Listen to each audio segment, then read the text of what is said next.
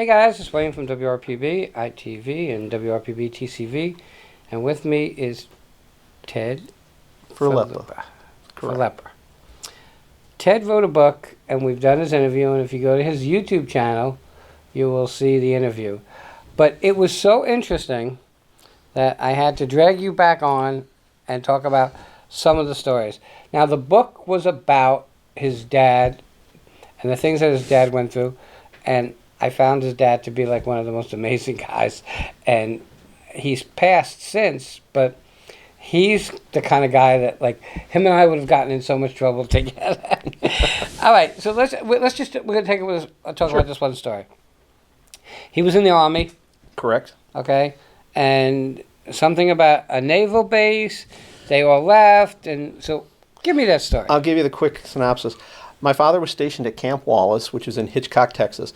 And Camp Wallace initially was a naval training center, and it was going to be used for the blimps to fly over the Gulf for U-boat surveillance, to look to find U-boats. The United States Army needed additional training facilities, so the Navy converted, or the military converted it over to an Army training base, and that's where my father was sent. And there was approximately 12,000 men stationed at Camp Wallace.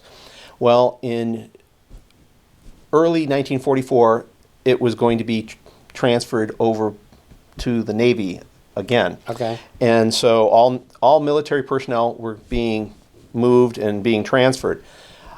There were 33 men that were in the military, in the Army, that remained out of all the new Navy personnel. So now you have 12,000 Navy personnel coming in and 33 Army personnel, and my father is one of those 33.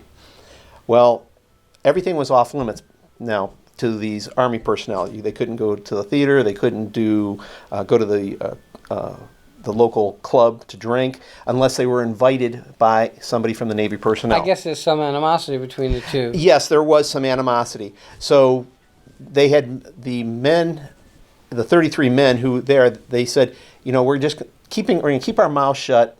We're going to do as they say. We're going to try to make friends with these guys so that we can go out to the bar and go to the movies and such. Well, one evening, my father was out drinking with his friends, or drinking with these, and surrounded by Navy personnel. And my father noticed all the Navy men had tattoos. And my father decided to comment, after having, I guess, a sufficient amount of liquid courage,